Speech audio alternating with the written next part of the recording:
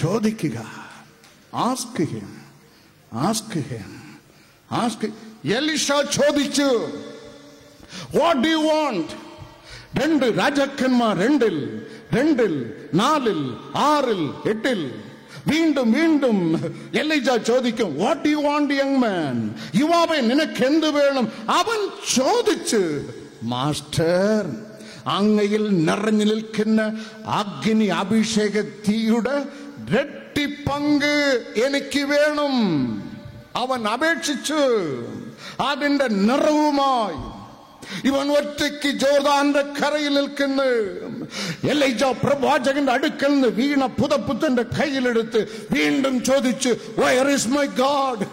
Where is my God? 2 രാജാക്കന്മാർ 2:14 എന്റെ ദൈവം എവിടെ? എലീജാവിന്റെ എന്റെ ദൈവം എവിടെ?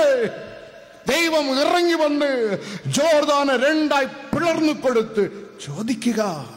ദൈവത്തോട് ചോദിക്കുക, ദൈവത്തോട് അപേക്ഷിക്കുക. ബൈബിൾ നമ്മെ പഠിപ്പിക്കുന്നു, എല്ലാം ഒന്നൊന്നായി നഷ്ടമായ ഭക്തൻ യോബ് ദൈവത്തോട് ചോദിച്ച്, അങ്ങ് എവിടെയാണ്?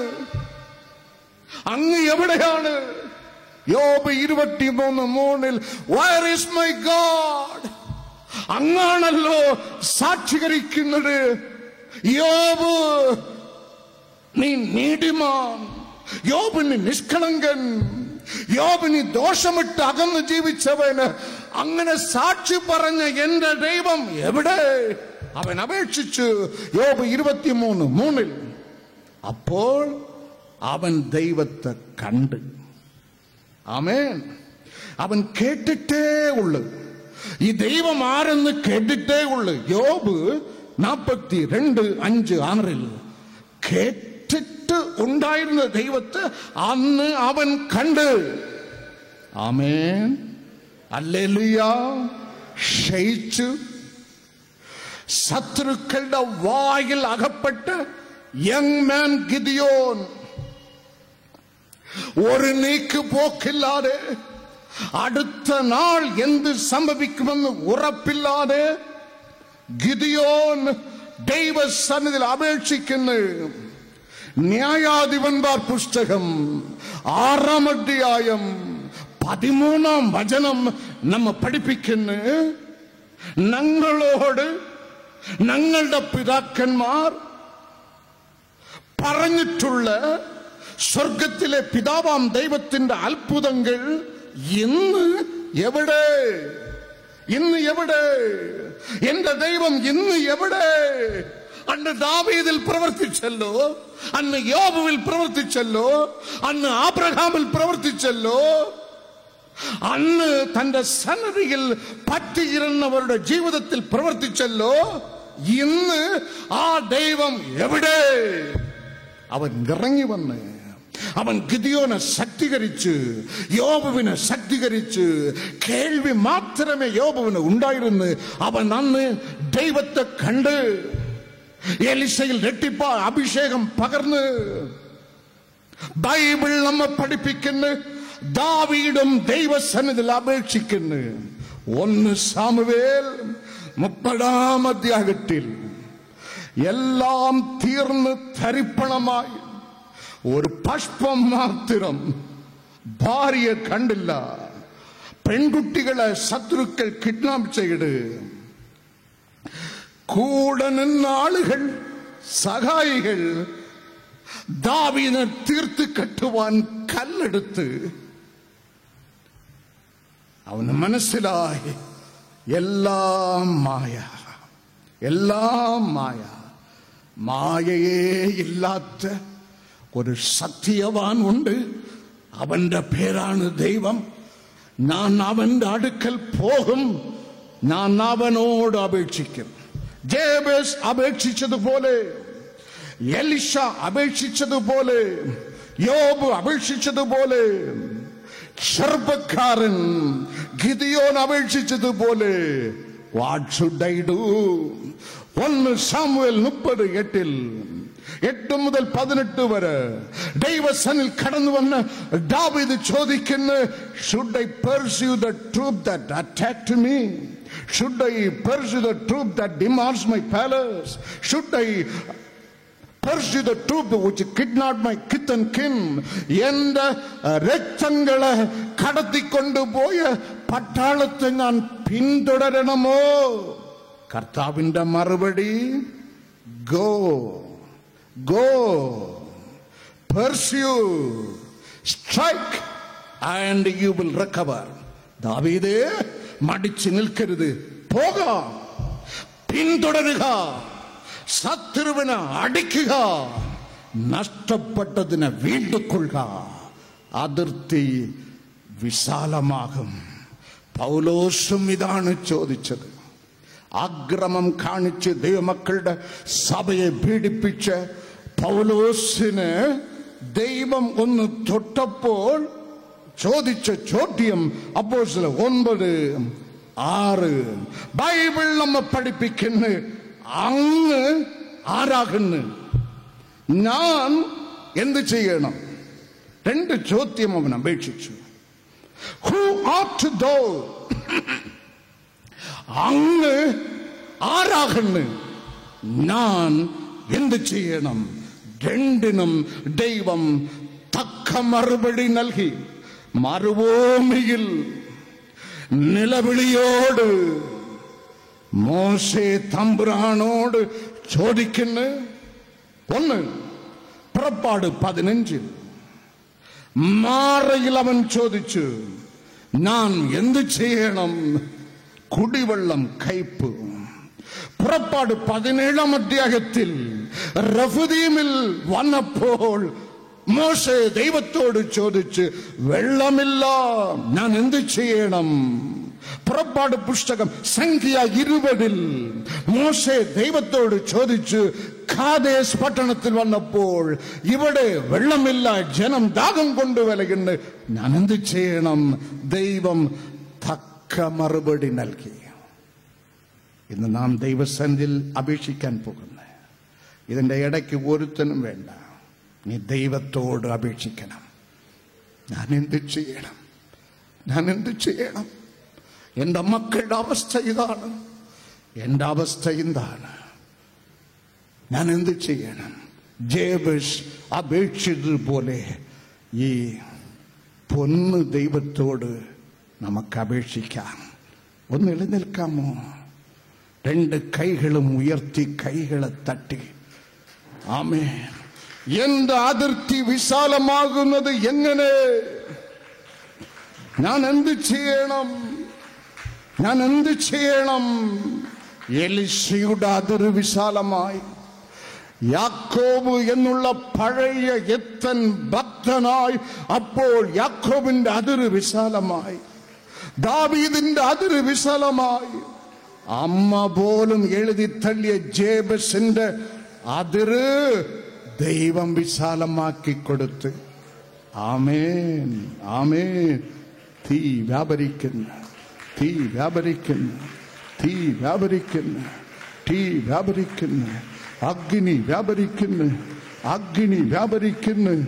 എല്ലാരിലും എല്ലാരിലും എല്ലാരിലും എല്ലാരിലും എല്ലാരിലും എല്ലാരിലും നിന്നെ വിളിച്ചവൻ ഓർമ്മയുള്ളോൻ, കണ്ണീൻ മണി പോലെ കാട്ടിടുമേ. നിന്നെ വിളിച്ചവൻ ഓർമ്മയുള്ളോൻ, കണ്ണീൻ മണി പോലെ കാട്ടിടുമേ. അന്ത്യമാരെ വാഴുവാരെയവൻ താങ്ങി നടത്തിടും പോൻ കരത്താ ആഴലേറും ജീവിത മറുവിൽ നീ തളരുകയോ ഇനി സഹജേ ആഴലേറും ജീവിത മാറുവിൽ നീ തളരുകയോ ഇനി സഹജേ ആഴലേറും ജീവിത മാറുവിൽ നീ തളരുകയോ ഇനി സഹജേ ആഴലേറും ജീവിത മാറുവിൽ നീ തളരുകയോ ഇനി സഹജേ. Please be seated. അടുത്ത് മത്തായി സുവിശേഷം 25:21 വചനം. മത്തായി സുവിശേഷം 25:21. ദൈവം അല്പത്തിൽ വിശ്വസ്തന് അധികത്തിൽ വിചാരകൻ ആക്കും. ആമേൻ. നിന്റെ അതിരുകൾ അവൻ മാറ്റും, വിശാലമാക്കും. അല്പത്തിൽ അല്പ താലന്ത്, അല്പ സമ്പത്ത്, അല്പ ആയുസ്, അല്പ ആരോഗ്യം ദൈവം തന്നിട്ടുണ്ടോ, അത് ദൈവത്തിന് മടക്കി കൊടുക്കണം. എന്നാൽ നിന്റെ അതിരുകൾ മാറും. ലൂക്കോസ് സുവിശേഷം 21 അധ്യായം ആദ്യ വചനം മുതൽ ജെറുസലേം ദേവാലയത്തിൽ വന്നിരുന്ന യേശു കണ്ണുകൾ ഉയർത്തി കാണിക്കപ്പെട്ടിയെ നോക്കിക്കൊണ്ടേയിരുന്നു. ആമേൻ. ജെറുസലേം ദേവാലയത്തിൽ വന്നിരുന്ന യേശു കണ്ണുകൾ ഉയർത്തി ശ്രീഭണ്ഡാരത്തെ നോക്കിക്കൊണ്ടേയിരുന്നു. ധനവാന്മാർ, സമ്പന്നന്മാർ തങ്ങളുടെ സമൃദ്ധിയിൽ നിന്ന് ശ്രീഭണ്ഡാരത്തിൽ നേർച്ച വഴിപാടുകൾ, കാണിക്കകൾ സമർപ്പിച്ചപ്പോൾ ഒരു വിധവ, ഒരു ദാരിദ്ര്യവാസി വെറും 2 ചല്ലിക്കാശ് കൊണ്ടുവന്ന് ശ്രീഭണ്ഡാരത്തിൽ നിക്ഷേപിച്ചപ്പോൾ കർത്താവ് അത് കണ്ടു. ആമേൻ, ആമേൻ, ഹല്ലേലൂയ. കർത്താവിന്റെ സാക്ഷ്യം അവിടെ രേഖപ്പെടുത്തപ്പെട്ടിരിക്കുന്നു. ധനവാന്മാർ സമൃദ്ധിയിൽ നിന്ന് സമൃദ്ധിയായി കാണിക്ക നിക്ഷേപിച്ചപ്പോൾ ഒരു ദാരിദ്ര്യവാസി, ഒരു വിധവ, ഒരു അനാഥ വെറും ലീസ്റ്റ് അമൗണ്ടായ 2 ചല്ലിക്കാസുകൾ നിക്ഷേപിച്ചപ്പോൾ കർത്താവ് സാക്ഷീകരിക്കുന്നു. എല്ലാരും തങ്ങളുടെ സമൃദ്ധിയിൽ നിന്ന് അല്ലോ വഴിപാടിട്ടത്, ഇവളോ ഇല്ലായ്മയിൽ നിന്ന്, ദാരിദ്ര്യത്തിൽ നിന്ന് 2 കാശ് ഇവൾ ഇടുന്നത് കൊണ്ട് ഇവൾ എല്ലാരെക്കാളും അധികം ഇട്ടിരിക്കുന്നു. അവളുടെ അതിര് സ്വർഗത്തിൽ പോയി. ആമേൻ. 2 ചല്ലിക്കാസിട്ട ആ പാവപ്പെട്ട സഹോദരിയുടെ അതിര് ഇവിടെയൊക്കെ പൊളിച്ചു മാറ്റി ദൈവം സ്വർഗത്തിൽ കൊണ്ടിട്ട് കൊടുത്ത്. ഇതിന്റെ പേരാണ് സ്വർഗത്തിലെ നിക്ഷേപം. ശ്രദ്ധിക്കണം. ധനവാന്മാർ ഇട്ടത് തങ്ങളുടെ സമൃദ്ധിയിൽ നിന്ന്, ഇവൾ ഇട്ടതോ തന്റെ ഹൃദയത്തിൽ നിന്ന്. ആമേൻ, ആമേൻ, ആമേൻ.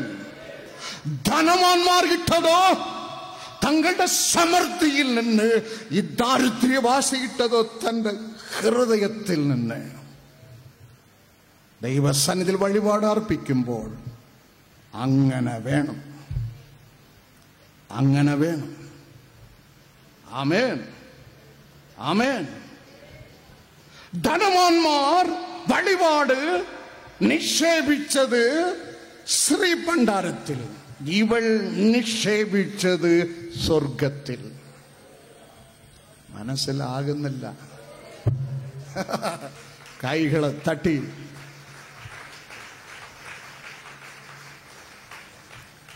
കുറച്ച് നാളുകൾക്ക് മുമ്പ് ഒരമ്മച്ചി ഒരു 10 രൂപ നോട്ട് ഒരു A4 സൈസ് പേപ്പറിന്റെ മൂലയിൽ വെച്ച് സ്റ്റേബിളർ കൊണ്ടൊരു 10 അടി ടക്ക് ടക്ക് അടിച്ച് ജാമാക്കി ഒരു 100 പ്രാർത്ഥന വിഷയം എഴുതിയിട്ട് അവസാനം, ബ്രദർ, ഈ 10 രൂപ എനിക്ക് ലാട്ടറി അടിച്ച്, അതിലെ 10,000-ൽ 1 നിങ്ങൾക്ക്. 1,00,000 ലാട്ടറി അടിച്ച് 10,000-ൽ 1. ഇനി ഇത് 10 രൂപ ഞാൻ വയ്ക്കുന്നത് അടുത്ത് ഒരു 10,000-എങ്കിലും ഇവിടെ ഞാൻ വയ്ക്കാൻ ഒരു വലിയ ലാട്ടറി അടുത്ത ഓണത്തിന് കോടിപതി ഞാനായിരിക്കണം. ആരും ചിരിക്കേണ്ട. 90% ആളുകളും എനിക്കിത്താ, ഞാനിതാ വെച്ചിട്ടുണ്ട്, എനിക്കിത്താ, ഞാനിതാ വെച്ചിട്ടുണ്ട്, എനിക്കിത്താ, ഞാനിതാ വച്ചിട്ടുണ്ട്, പ്രാർത്ഥനയ്ക്ക് കൂലി. അങ്ങനെ നിങ്ങളെ ചില പ്രാർത്ഥനക്കാരികളും കാരന്മാരും ഇങ്ങനെ വളർത്തിവിട്ട് കളഞ്ഞു. അങ്ങനെ വയ്ക്കരുത്, വയ്ക്കരുത്. നിനക്ക് നന്മ കിട്ടത്തില്ല, അങ്ങനെ വയ്ക്കരുത്. കാരണം അവൻ എല്ലാം ഇനി അവന് തരാൻ ഒന്നുമില്ല. ഉടുതണി വരെ തന്നിട്ടാണ് പോയത്. അവനെ നഗ്നനാക്കി അവന്റെ താടി രോമം നീ പിടിച്ചെടുത്ത് അവന്റെ മുഖത്തിന് തുപ്പി അവന്റെ സമാധാനം വരാവൻ നിനക്ക് തന്ന് അവനെല്ലാം വായിക്കണം. എഫേസ്യർ 1-ാം അധ്യായം 3-ാം വചനത്തിലെ സ്വർഗത്തിലെ സകല ആത്മീയ അനുഗ്രഹത്തിലും നമ്മ ക്രിസ്തുവിൽ അനുഗ്രഹിച്ചിരിക്കുന്ന, അനുഗ്രഹിക്കാൻ പോകുന്ന എന്നല്ല, അനുഗ്രഹിക്കുന്ന എന്നല്ല, അവൻ നേരത്തെ തന്നെ നിന്നെയും എന്നെയും അനുഗ്രഹിച്ചു കഴിഞ്ഞു.